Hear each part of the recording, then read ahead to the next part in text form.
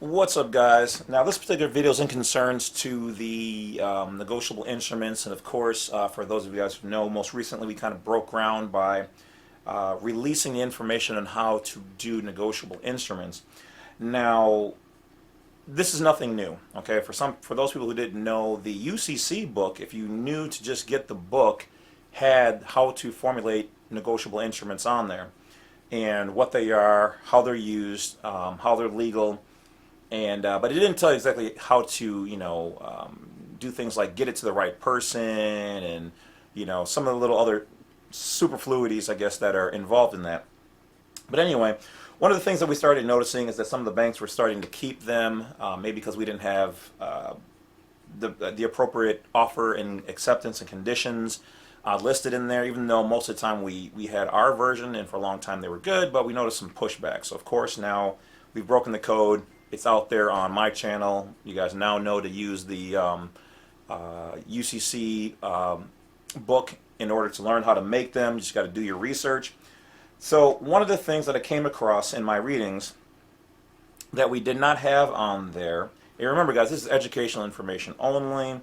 Don't shortcut processes. Do not do anything that'll get you in trouble by any means.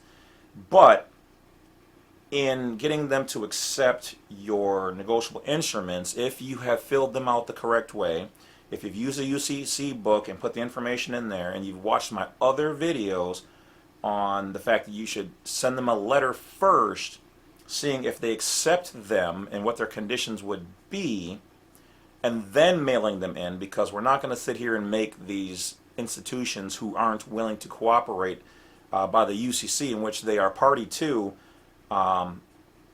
if they're not going to play the game the correct way with us, then we want to make sure we're not making them rich by just sending them instruments, and they're like, no, we don't take those, and then we'll destroy those, but they're your property, so they've destroyed your personal property and it's theft, and now they owe you for the full value of that, and then they supposedly throw them away, but they don't get thrown away. They probably get monetized in some kind of way, shape, form, or fashion. And if you're doing them in a fictitious way, which is different, we don't do it that way, then they can use that against you. So that's why I say you got to make sure you read the UCC books and follow all the information, watch all the videos. You can go to my main page, which is just James C. Lovett, on the YouTube channel, and search in there under UCC, bonds, negotiable instruments, LPNs, and get the information there in conjunction with the UCC book. That'll probably run you anywhere between $200 to $300 depending. But if you want to do this, then you have to do it the right way, guys. No half-stepping, okay? So anyway, I digress. Let's get to the main part of this. So this is going to talk about the section in that book, okay, which I don't believe we had in there, but at the time we didn't have to, because most of these places were honoring them face value. We didn't have to have a whole lot of terms and things and clauses, but now some of them are starting to do that. So as they move, we move. All right, so this is UCC 3-603. Now keep in mind, unless they've changed the UCC book, this should be a valid code, but if not, that's why you got to have the book and have the updated codes. But as far as I know, which I think my book's in the other room, this should still be good. I'm just reading from a different book that has this information in it, which I think this is an up-to-date one. Should be. Well, it's a couple years old, so alright, so double check the code. I apologize, I'm doing this kind of on the fly here. Anyway, it says acceptance of terms modifies the deal. Okay, so if you send a check marked final payment on an account, you are making an offer for the bank to accept that, and the bank can accept that or respond in two different ways. Alright, so one, if the bank refuses to accept your negotiable instrument marked final payment, then the account is legally paid in full anyway in accordance with the UCC, okay, which they're party to. So these are the commercial codes, uniform commercial codes. This is how you do business. They accepted the terms on, we will abide by these ways to do business, okay, most of them, okay. Two, should the bank cash your negotiable instrument and it's marked final payment, it is accepting your offer that it is the final payment. It is agreeing with you on your terms. Now, under the code UCC 3-603, this states that when tender of a payment to a person entitled to enforce the instrument is made, the effect of the tender is governed by the principles of law that apply to the simple contract or agreement. If the tendered payment is refused, there is discharge of that liability. Okay? The debt is now transferred to the one who refuses to accept the instrument.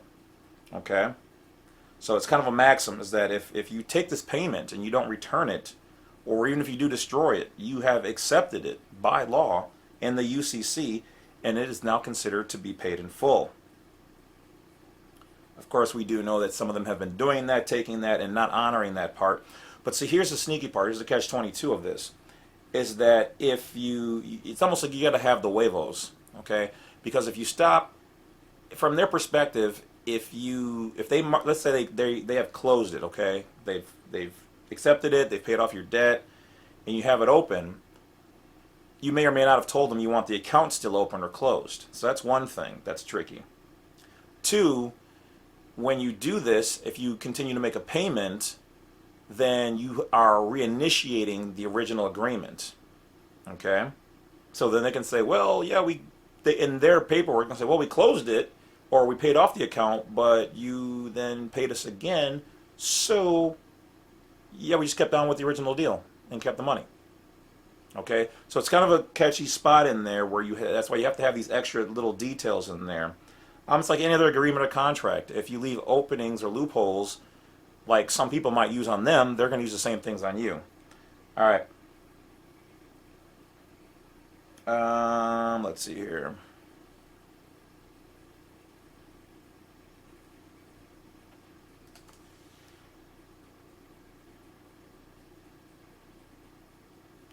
Accepting an offer. 3 ways that this can be handled. Accept the offer as stated. Present a counter offer. Or stand mute in silence, which is then accepting of that particular claim. Now, of course, we all know that you can just, deny and cancel. So technically, I guess there would be 4. So yeah, you guys have to know this stuff. And keeping in mind that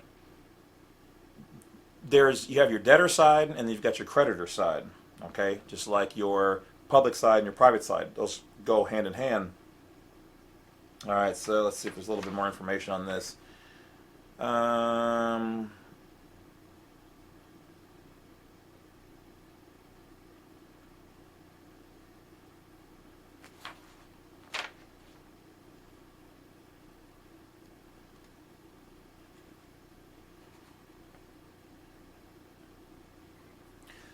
So essentially, you're not paying a debt. What you're doing is you're discharging the liability set forth when it becomes due by tendering another negotiable instrument by which the sum tendered discharges liability of that particular instrument.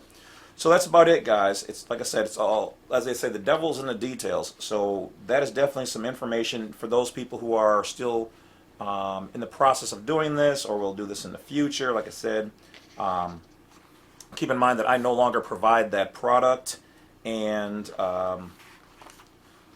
or do that particular service because for me, if something is not doing what I say it's going to do at least 100% of the time, then I don't feel like I should be able to sell that because it's I can't guarantee that. And now that most of these places are acting, or not most, I say a percentage of them, probably only about 15 to 25% at present.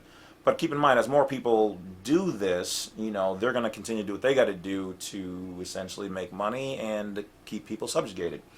So keep in mind that your results may go down, and especially if you don't have this key information in there.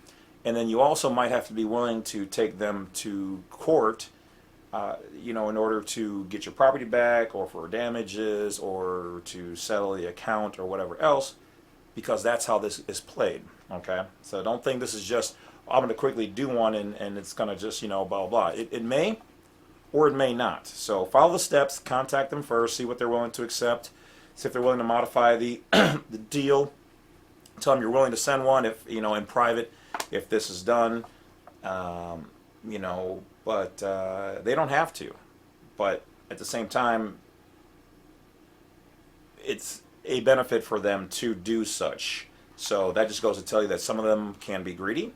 Some of them can just be in a position where they like people subjugated. And others are definitely willing to comply. So I guess do your own due diligence. All right, guys. So that's just a little bit more information on the negotiable instruments, the UCC, and dealing with banks. I will talk to you guys later. Badwolf's over and out. Oh, if you don't mind, hit that bell like or subscribe if you haven't done so already. Don't forget to check out the new playlist, Badwolf News 32. All right, that playlist got some interesting stuff. And for those people who haven't heard about my personal channel, that is the Badwolf Media channel, also on YouTube, and that one is starting to gain its popularity and definitely will have a lot more files than it has on there now. But that one will have a wider variety of interesting topics because we're not going to bring them all here. We're going to keep it all business over on this channel. Talk to you guys later.